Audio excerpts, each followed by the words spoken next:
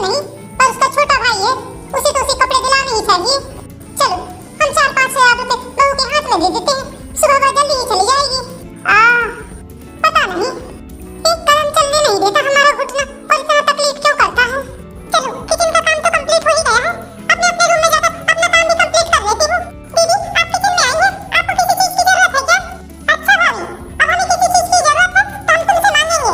नहीं दीदी, मेरा वो मतलब नहीं था, ये आपका ही घर है, आपको जो लगता है वो निकाल कर खाइए, मुझे क्या दिक्कत है।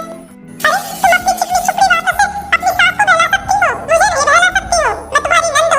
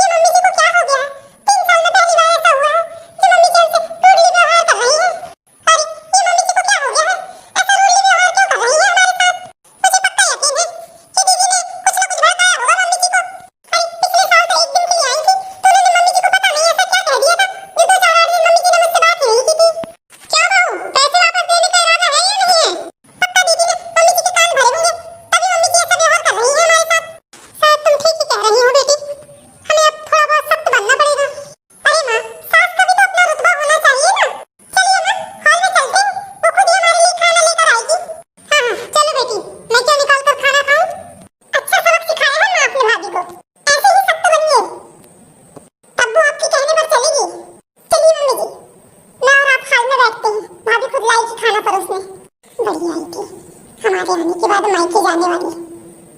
हम भी नंद हैं नंद, हमने बहू को इतना कुछ सुना तो दिया, पर पता नहीं हमारे मन में बड़ी बेचैनी है। हमें पता है पक्का दीदी ने मम्मी को कुछ ना कुछ भड़काया होगा, नहीं तो मम्मी जी हमारे साथ ऐसा व्यवहार नहीं करती हैं। कितना खुश होते हम जब मम्मी जी ने हमसे कहा कि बहू 2-4 दिन के लिए मायके चले जाओ। पता नहीं इन्हें क्या मिलता है हम सास बहू के बीच में आग लगाकर। अरे आप आ गए क्या जी? हाँ राधा, पर आज तुम्हारा मन उदास क्यों दिख रहा है? कुछ नहीं जी, बस मम्मी जी ने हमें मायके जाने की इजाजत दी थी, हाथ में कुछ पैसे भी दिए थे, बहुत खुश थी। पर पता नहीं शोभा दीदी ने ऐसी कौन सी अंगार लगाई जो मम्मी जी ने हमें डांट फटकार कर काम करने के लिए कह दिया। हम अभी शोभा और मम्मी जी से बात करके आते हैं। नहीं नहीं जी, तुम कुछ मत कहना शोभा दीदी से और माँ से, वो 2-4 दिन के लिए आई है। हमें तो मम्मी जी का स्वभाव पता ही है, वो हमारे साथ कभी ऐसा रूढ़ी व्यवहार नहीं करती है, पर कुछ ना कुछ जरूर शोभा दीदी ने भड़काया होगा। पर आप कुछ मत कहिए जी उनसे। ठीक है भाई, हम कुछ नहीं कहेंगे। तुमने हमारा काम कंप्लीट किया या नहीं किया? बस जी, अभी मम्मी और दीदी को खाना खिलाकर आ रही हूँ, अब आपका काम कर देती हूँ। भले ही थोड़ा लेट होगा पर मैं आपका काम पूरा कर दूंगी। आप मुँह हाथ धुल लीजिए जी, मैं आपके लिए खाना लगा देती हूँ। नहीं नहीं राधा, हम खाना निकाल कर खा लेंगे। तुम हमारा काम कंप्लीट कर दो, हमें कल फाइलें जमा करनी है ऑफिस में। ठीक है जी। देखो तो भाभी भैया को खाना भी नहीं दे सकती है। भैया दिन भर के थके हारे आए हैं और अपने हाथ से खाना निकाल कर खा रहे हैं। अभी जाकर माँ से बताती हूँ। अरे पता नहीं आज राधा ने क्या बनाया है सब्जी में, बहुत अच्छी खुशबू आ रही है। लगता है हमारी बहन आई है, इसीलिए उसने खाना बहुत टेस्टी बनाया होगा। क्यों रे, अब क्या तुझे तेरी घरवाली खाना भी परोस कर नहीं दे सकती?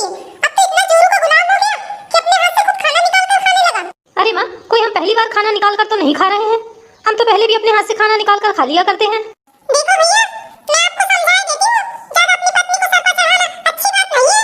अरे आप दिन भर के थके हारे आते हैं ऑफिस से, कोई वहाँ बैठने थोड़ी ना जाते हैं। भाभी को अपने मन से सोचना चाहिए कि आपको कम से कम खाना निकाल कर दे दे। देखो शोभा, हम तुम्हारी हरकतों से वाकिफ हैं। आज हमें जवाई जी का फोन आया था, उन्होंने हमें तुम्हारी सारी हरकतें बताई हैं। देखिए माँ, आप इसके बहकावे में मत आइए।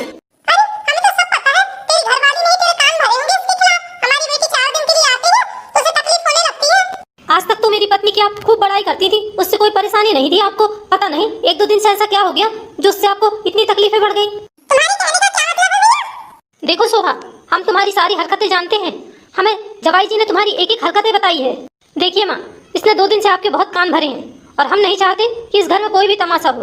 अरे हमारी पत्नी हमारा ऑफिस का काम कर रही है, अगर हमने खाना निकाल कर खा भी लिया तो कौन सी तकलीफ हो गई? वो भी तो दिन भर इस घर का काम करती है ना, 2 पलों से सोने भी नहीं मिलता है। 12-12 बजे 1-1 बजे रात तक हमारा प्रोजेक्ट तैयार करवाती है ताकि हमारी उन्नति हो सके। और तुम क्या करती हो अपने ससुराल में? 1 गिलास पानी भी किसी को नहीं देती हो। सुनिए माँ, ये अपनी सास को 1 लोटा पानी भी नहीं देती।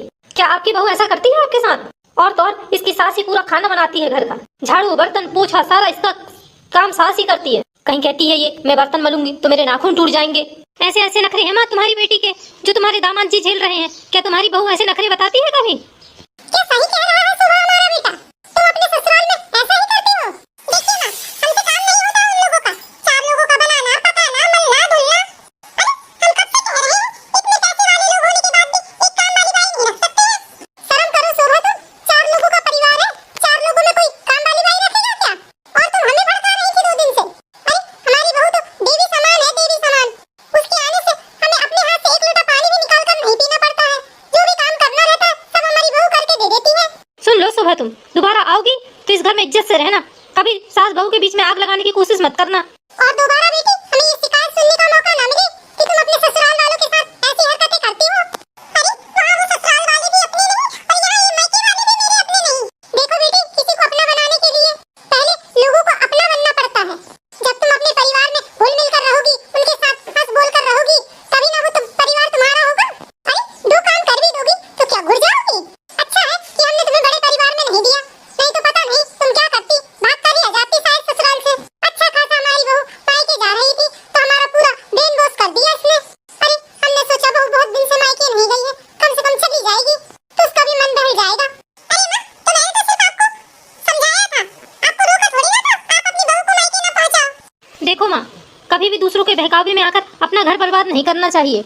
किसी का अच्छा करने वाला मुश्किल से 1 मिलता है और बिगाड़ने वाले 4 मिलते हैं। हाँ बेटा, हमसे गलती हुई जो हमने बहू को बुरा भला सुनाया, जबकि वो हमारा कितना ख्याल रखती है। हमें सही में इसके बहकावे में नहीं आना चाहिए था। अब एक काम करो बेटा, तुम 2-3 दिन की छुट्टी ले लेना ऑफिस से और बहू को घुमा ले आना उसके मायके, क्योंकि है माँ, जैसा आप कहें।